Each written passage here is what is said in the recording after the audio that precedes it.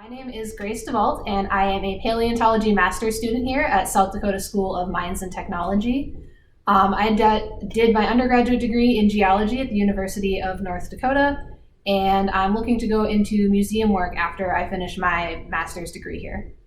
So as a kind of a prep for that, you're involved with museum work at the Museum of Geology here already. Could you tell us just a little bit about what you do here? Yeah, so a lot of the work that I do is with the Pig Dig collection from Badlands National Park.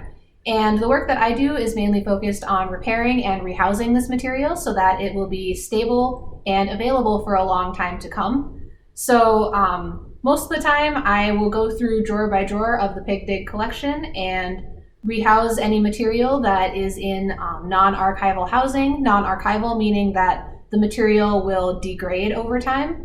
And ideally, we would like this collection to last for a really long time, so we want to house it in those archival materials. And then once the material is rehoused in those archival materials, it gets entered into the institutional database so that it will be easy to find next time someone wants to research the specimen. So you said that the material you work with is from a site called the Pig Dig? That's a great name. Could you tell us more about how it got that name? Yeah, so the Pig Dig is actually a pretty cool site. As I mentioned before, it is from Badlands National Park. And when it was discovered in 1993, it was actually discovered by a tourist of Badlands National Park who was looking to take a scenic photograph of the sunset, and they just happened to see some bones at the site. And when they reported them to park rangers, the park rangers found out that the site was actually a lot bigger than it looked from their initial findings. And the site was actually excavated for around 15 years, and over 19,000 specimens came from this site. So it was actually a very incredible discovery made by those tourists to the Pig Dig. And the reason that it is called the Pig Dig is because the main animal that was found there is called Archaeotherium. And Archaeotherium is an entelodont, which are very closely related to pigs. And so since there were so many Archaeotherium found at the site, that gave the Pig Dig its name.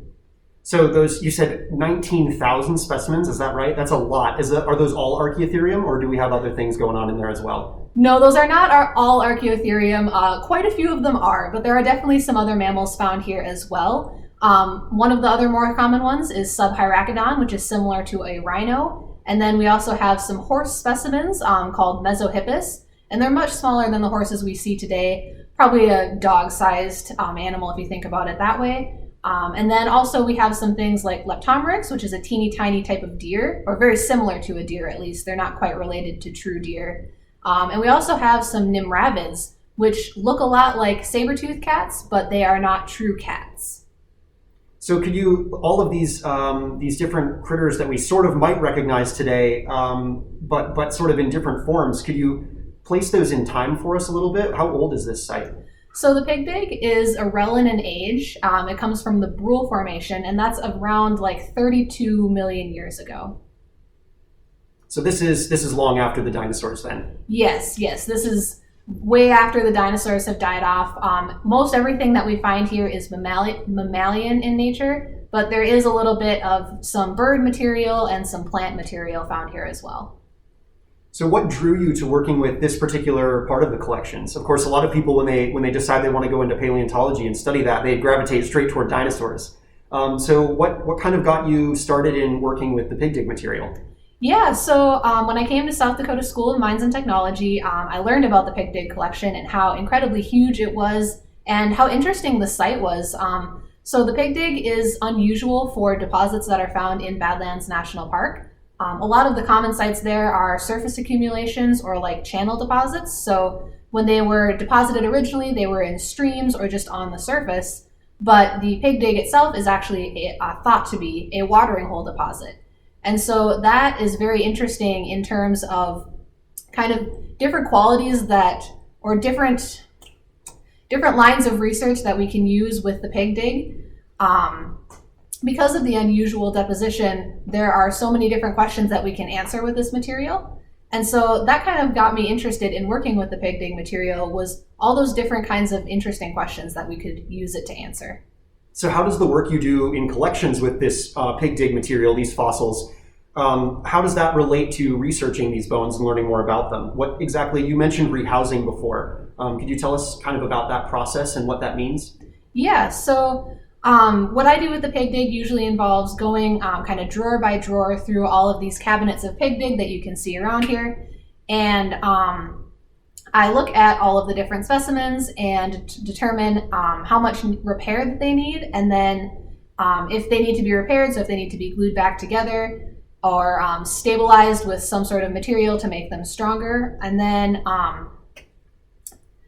once the materials are repaired, then I rehouse them into archival housing. So a lot of the material that they are housed in currently is non-archival material, meaning that it's going to degrade over time. And ideally, we would like the pig dig to last for as long as possible. So to rehouse them in archival material, that allows these materials to last for a much longer time. And there's a couple different types of housing that can be used for these kind of specimens. Some of the really small material can be rehoused in things as small as glass vials. And some of the medium-sized material can be rehoused in cardboard boxes with foam to support it. And the biggest material and or the most fragile material actually gets rehoused in plaster jackets that support it and make sure that it won't break over time. So in a very real sense, you are, I mean, the term is rehousing. You are literally giving these fossils a new place to live that they'll be safer and more stable in the future. So why do that? Why is that important? So that is very important when you have a fossil collection. If you don't make sure the materials are in stable condition, they aren't, make sure they're not broken, and make sure that they're housed in these archival materials, then eventually they are going to get broken over time, or if they're not curated properly, they may get lost over time. So it's really important to make sure that all of this material is housed properly and curated properly so that in the future, when people want to do research on this material, they have access to it readily and it is in good shape for them to do research with. Is there a lot of research left to be done on the pig dig? There is a lot of research left to be done on the pig dig. So the pig dig they finished excavating the pig dig in 2008. And since then, there's been a couple different master's theses done on the pig dig material. There's been a couple different publications done on the pig dig material, but there's still so much room to explore this collection. There is so many different questions that we can answer about, watering hole environments, about archaeotherium, about different kinds of community interactions using this pig dig material, since there is so much of it and it's in such good shape. That sounds awesome. We're really glad you're working on this, helping to conserve this material for future generations, and being a very active part of this Museum of Geology community, and kind of working to push the collections forward in a way that that's really relevant. So thank you for talking to us a little bit about that. Thanks for joining us today. And we will see you viewers again on, hopefully we'll do another one of these little student spotlight things, depending on how you like it. So thank you for joining us. Thank you, Grace, for talking to us about this stuff, and everyone have a great day.